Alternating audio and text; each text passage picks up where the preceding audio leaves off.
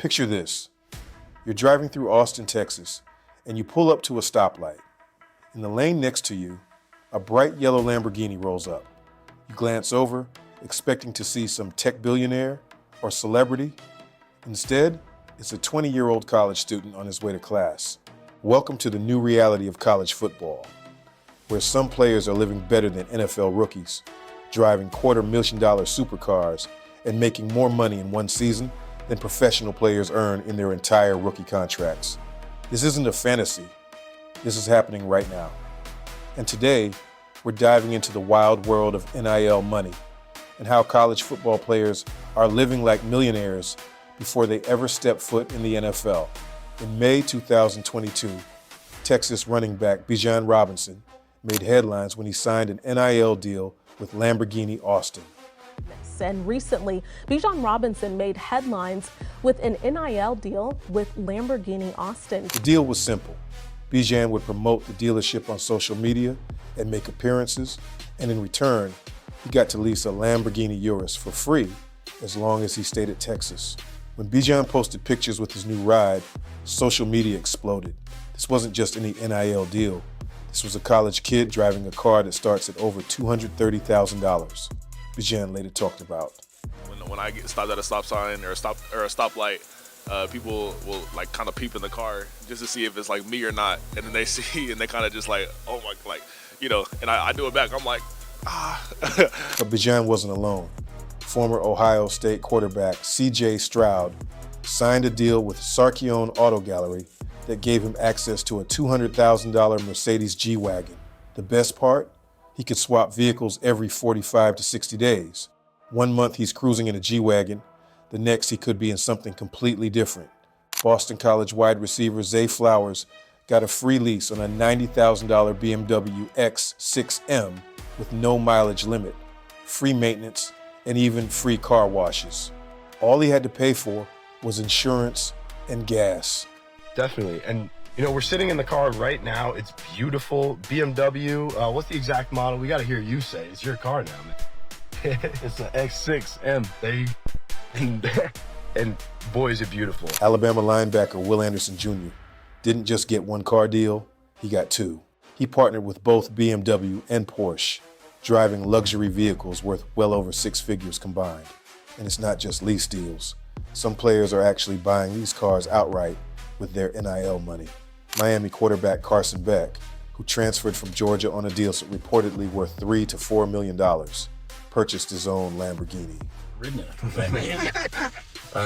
I mean, yeah, so I've always been a car guy since, not even a car guy, I mean, since I was a kid. I mean, I grew up, you know, always loving cars. My dream car when I was super young was always a Mustang. Unfortunately for Carson, his Lamborghini and Mercedes-Benz were both stolen from his Miami home in February 2025. The cars were worth over $300,000 combined.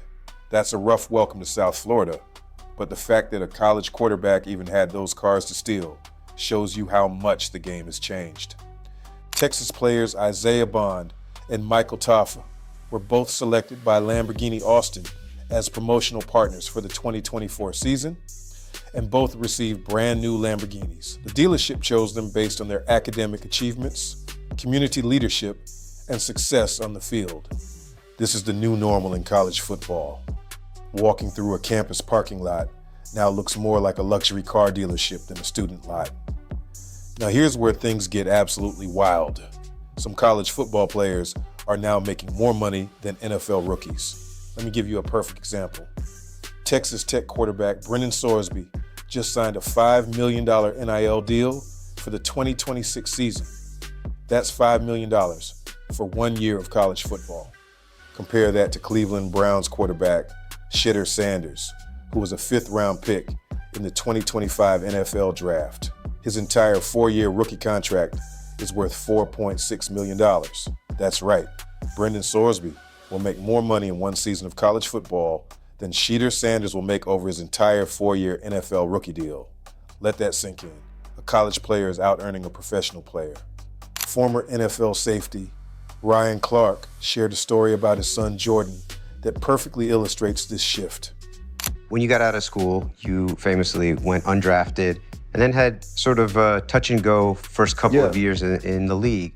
Ryan went undrafted and signed a 2-year, $525,000 contract with the New York Giants, earning $262,500 per year. His son Jordan also went undrafted and signed with the New York Jets for a 3-year, $2.98 million deal, averaging almost $1 million per year. French toast.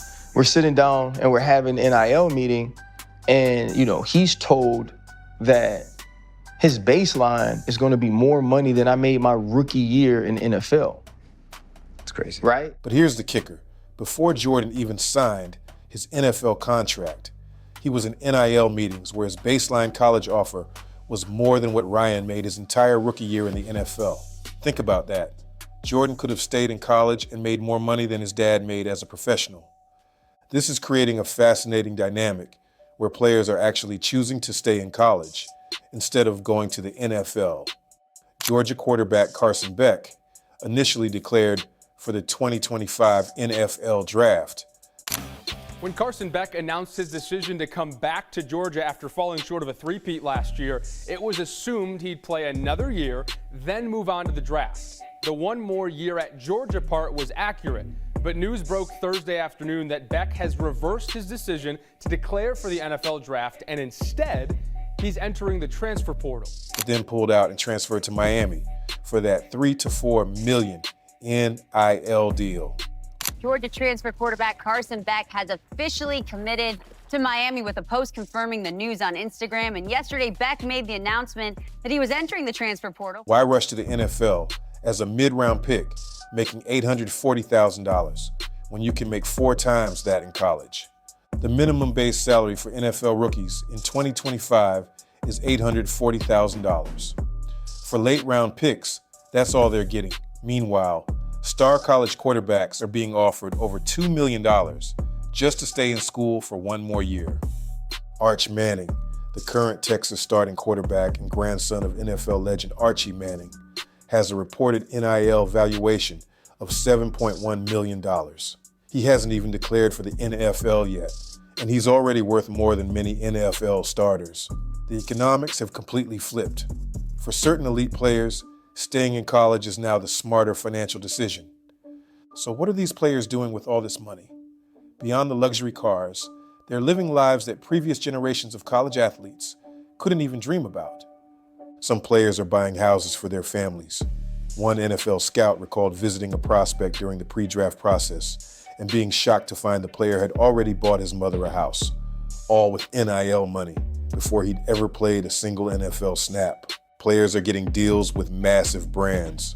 Jeremiah Smith, the Ohio State wide receiver with a $4.2 million NIL valuation, has partnerships with American Eagle, Lululemon, Red Bull, and Nintendo. He's also the co-cover star of the video game College Football 26. The kid isn't even draft eligible yet, and he's on the cover of a video game. Carson Beck has deals with Chipotle, Beats by Dre, and Powerade. These aren't small local sponsorships. These are national brand partnerships that pay serious money. Ohio State safety Caleb Downs, who has an NIL valuation of $2.7 million, has deals with Panini, Beats by Dre, and American Eagle. He transferred from Alabama after Nick Saban retired, and part of that decision was influenced by Ohio State's NIL collective, the foundation, which could offer him more money. Some players are getting financial advice and opening separate bank accounts just for their NIL income. They're hiring agents, accountants, and financial advisors, all while still being full-time students. But here's the thing that's often overlooked. Not every player is getting rich. The wealth gap in college football is massive. While Arch Manning is making over $7 million, the average walk-on player is making nothing. Most scholarship players who aren't stars are maybe getting a few $1,000s from small local deals if they're lucky. This creates an interesting dynamic in locker rooms. You've got teammates where one guy is driving a Lamborghini and making millions, while the guy next to him in the lineup is scraping by on a scholarship that only covers tuition and meals. It's college football's version of income inequality. and coaches are having to navigate that reality every single day. Players are also dealing with taxes for the first time. When C.J. Stroud got that Mercedes G-Wagon, he was responsible for insurance and had to pay taxes on the fair market lease value of the vehicle. That's a $1,099 form in self-employment tax that most 20-year-olds have never had to think about before. Some programs have started offering financial literacy courses to help players understand how to manage their newfound wealth. Because when you go from having nothing to suddenly having millions in your bank account before you're old enough to legally drink, that's a lot to handle. So why is all this happening? Why are college players suddenly living like professional athletes? It all comes down to the 2021 Supreme Court ruling that allowed college athletes to profit from their name, image, and likeness. For decades, the NCAA maintained strict amateurism rules that prevented players from making any money related to their sport. You couldn't sign autographs for money. You couldn't appear in commercials. You couldn't do anything that would profit from your status as a college athlete. But that all changed in 2021, and the floodgates opened. Now schools have booster collectives, essentially organizations made up of wealthy alumni and donors who pool money specifically to pay players through NIL deals. Oregon, backed by Nike founder Phil Knight, reportedly averages $241,000 per player. Ohio State distributed around $20 million to its football players in 2024 alone. Texas has an estimated $23 million NIL budget. These aren't small operations anymore. This is big business. And when you combine massive donor money with the fact that college football generates billions in revenue, it makes sense that players are finally getting a piece of the pie. The transfer portal has also accelerated this. Players can now transfer once without sitting out a year, which means they can essentially shop themselves to the highest bidder every single offseason. It's turned college football into free agency, where schools are bidding against each other for talent. Duke quarterback Darian Mensah transferred from Tulane after his freshman season and reportedly signed an $8 million NIL deal with Duke. What went into the decision that, like, I'm going to go test the waters of the transfer portal? I'd say just the fact that I could, change my family's life, first of all, was obviously something that was key. $8 million for a player who had thrown for less than 3,000 yards in his only college season. The money is insane, and it's only getting bigger.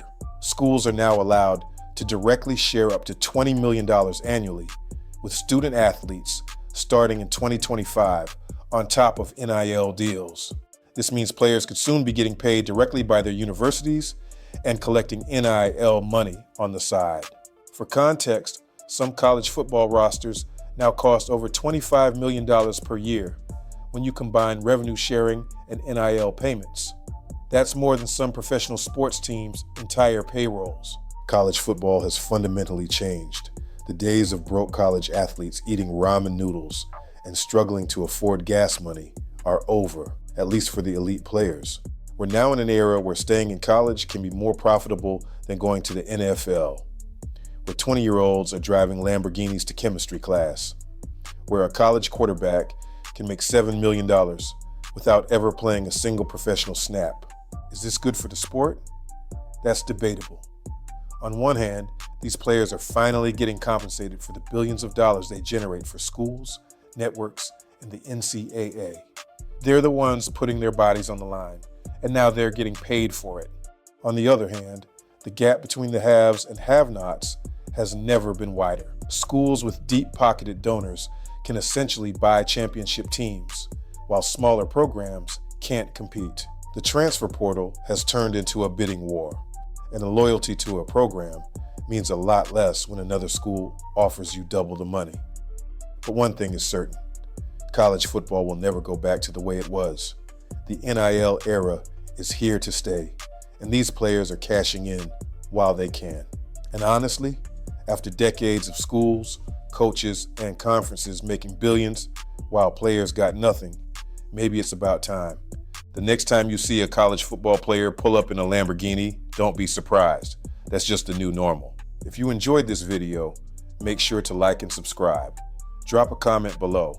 Do you think college players deserve to make this much money, or has NIL gone too far? Let me know what you think.